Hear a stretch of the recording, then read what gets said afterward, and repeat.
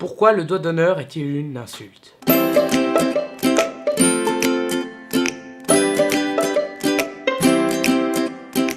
Comme dans la plupart de mes vidéos, on va remonter le temps et rencontrer les valeureux soldats de la guerre des 100 ans. À cette époque-là, vous vous en doutez certainement, on se battait à l'arc et à l'épée principalement. Pas de mitrailleuse, pas de bombes atomiques, etc.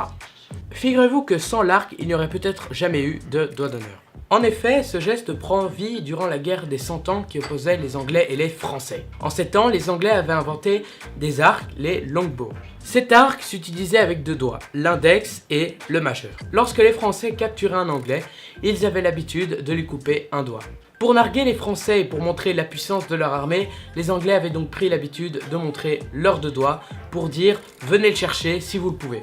En réponse à cela, les Français ont eux pris l'habitude de montrer un seul doigt en signe d'un doigt coupé et c'était le majeur. Mais cette histoire serait une sorte de tromperie, un fake, une supercherie.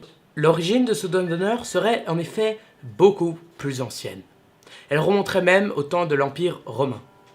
En ces temps-là, le doigt d'honneur, alors appelé Digitus Impudicus, était considéré comme très indécent car il représentait la forme d'un pénis. Ce geste fait, il représentait alors un signe primitif de puissance. Sachez que l'un des premiers documents iconographiques que l'on a d'un doigt d'honneur date de 1886 durant un match de baseball. Qui croire, la première version ou la deuxième version, ça je ne le sais pas, et tant que l'on n'aura pas inventé la machine à remonter le temps, on ne le saura peut-être jamais. D'ici là, je vous retrouve quand j'aurai le temps, c'est-à-dire quand le temps le permettra. Au revoir. N'oubliez pas de vous abonner, de liker, de partager, de aimer ma page Facebook et de me suivre sur Twitter. Bisous, au revoir.